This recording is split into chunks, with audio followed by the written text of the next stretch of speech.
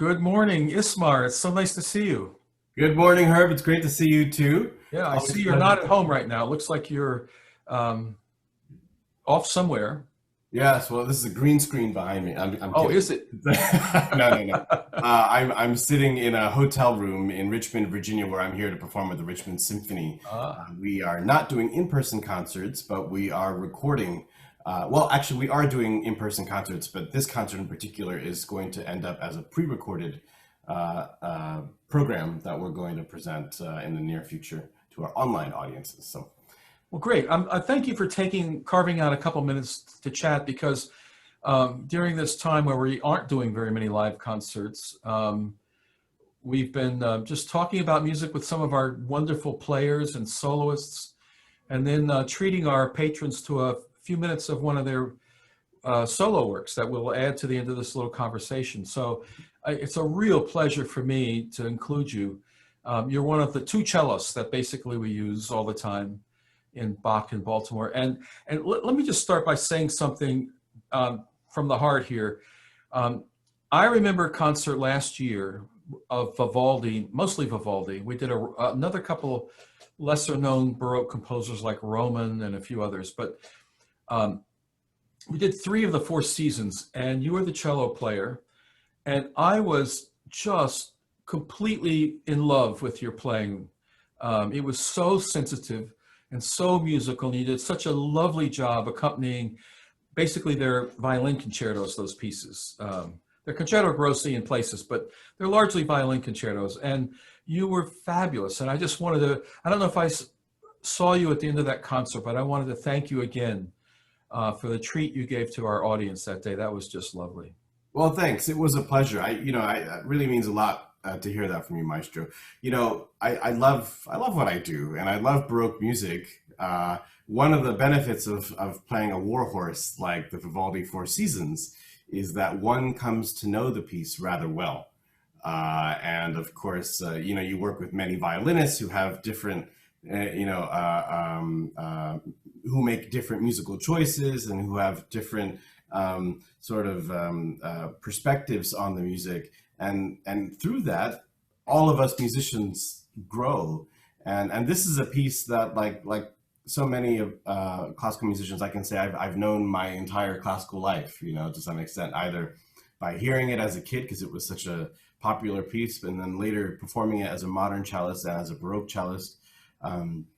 So it's just so fun to play those four seasons, and the rest of that program was really wonderful as well. I've enjoyed actually quite a number of programs that we've done together with Bach in Baltimore.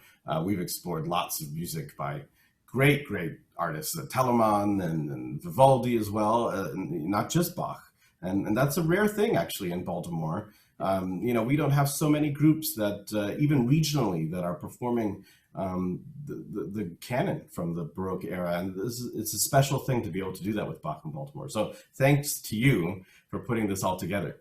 Well, thank you for. I'm so glad you enjoy it, and thank you for mentioning that because we have a mission, if you will, that we've publicly made and reiterate from time to time. We want to do everything instrumental that Bach ever wrote, everything, which includes, depending on how you count, number some of the things, 210 cantatas, 4 orchestral suites, 6 Brandenburg concertos, the various other concerti. And we are well on the road to doing that. We've done 160 of the cantatas so far, for example. And I have to say, over the years, it's gotten a little easier, but I used to go out to do these cantatas. They weren't published. You couldn't get them anywhere. So we know pretty clearly that some of the ones we've done, nobody else has done in our area. So we think it's such wonderful music that we're really, really happy to have that as part of our mission. And we do reach out to other composers, Telemann, the great ones, well-known ones like Telemann and Vivaldi and Corelli, but also the lesser-known ones. So it's great. So you actually, I think of you as a Baroque cellist. I know you play both Baroque and modern cello. Can you talk about maybe how you became a cellist and what attracted you to that instrument or music? Oh, sure. Well, my mom had heard a story. She's amended this story to me many times, so I'm not quite sure what the exact truth is. But she had heard some sort of story about the Suzuki method being really impactful for young kids and a great way to learn an instrument and a discipline. And so my brother, who's older than me by 4 years, started playing violin when he was 3. He no longer plays violin, but he loves classical music and grew up with it. So, when I turned 4, it was sort of my turn, and I had seen a Kool-Aid commercial on TV, and you probably remember the old Kool-Aid guy, in the form of a jug. And anyway, he was crashing through walls, and all the time there was this upright bass player playing some kind of walking bass line, and I was just so tickled by it. I loved it. And I told my mom, I want to play the bass. And so she said, that's great. But she thought the bass was too big. So she went ahead and signed me up for cello instead. So here I am, all these years later. But I would say it was a pretty good choice. As a cellist, I can pretty much do all the things that bass players do. Certainly in the Baroque world, we're all part of the Continuo team. So, and we both know the cellos, the bass almost never gets a solo line. They get a couple. But the cello gets some beautiful melodies from time to time that are heartbreakingly wonderful. Well, that's an interesting story. Isn't it interesting how we come to music in so many different ways? I mean, to be a professional musician, that is. Oh, of course, of course. I remember, my path to Baroque music started when I was an undergraduate at the Cleveland Institute of Music. And I had at my previous school, Northern Illinois University, I had some friends who had dabbled in viola da gamba, and I thought that was kind of interesting. I didn't quite know what that was or what that meant. And then during my undergraduate, I needed to take an elective, so I took a performance practice class, and that was really transformative for me. And I started taking cello lessons then, and later at Peabody, I took lessons as well. But over the years, of course, not only did I play Baroque cello. I'm a member of a group in Delaware called Melomanie, which is a early music group. But even that group specializes not just in playing music on period instruments, but also playing contemporary music. Sometimes on period instruments, but also on modern instruments. So contemporary music is a big part of my life. I play a lot of recitals and commission things. I'm here in Richmond playing with the symphony. So I love that I get to do all these different things within our art form. It's really beautiful and just shows how rich we have it. Yeah. Well, the Baroque is, there's something about Baroque music, I think possibly because it's based on some of the principal underlining pieces are dance rhythms of all kinds of stylized dance. And isn't it remarkable, getting back to sort of that niche that we particularly occupy with Bach in Baltimore, that music, I mean, Bach was born in 1685, as was Handel.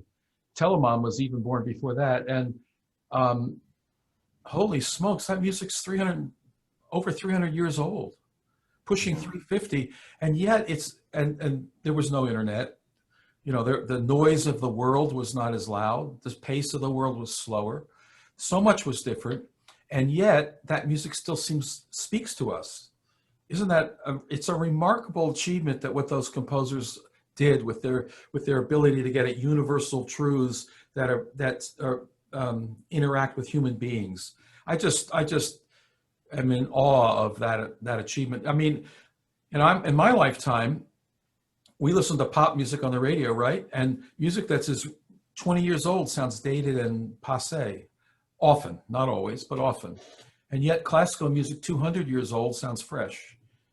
Well, I totally agree. And I think there's something to be said about that language that's used by these, just geniuses of the Baroque era. And since, in the classical era as well, and the Romantic era, but particularly about Baroque music. It's wonderful that this language is so resilient. Isn't it though? And we have to remember too, there's a lot of music that isn't remembered from the Baroque era. Of course, the chaff has gone away. We have the the wonderful Yeah. wheat that's left. Hey, listen. But when you look at a composer like Bach, there's just so much richness in his output. I mean, you just piece after piece after piece, collection after collection is just among the most beautiful music ever written. So Ismar, what a pleasure it's been chatting with you. And I know you need to go, but I would like to once again ask if you'd be so kind as to play something for us, some solo selection from the wonderful cello literature.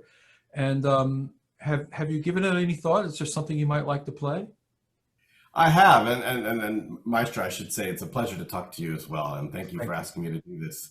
Um, I'd like to play a couple movements from Bach's Fourth Suite for solo cello in E flat. These are going to be the bourrées, so you'll hear bourrée 1 and then bourrée 2 and then back to bourrée 1 again. These are some of my favorite movements, particularly the second bourrée. I often tell people is my favorite movement of Bach. You know, it's 2 lines of music, but it's contrapuntal. There are 2 lines, 2 different parts going at once that you can hear, and I just think it's absolutely sublime music, and I hope you'll enjoy it. I can't wait to hear it. So once again, thank you. Have a splendid rest of the day. And now we get to listen to your wonderful playing. Thank you again, Ismar.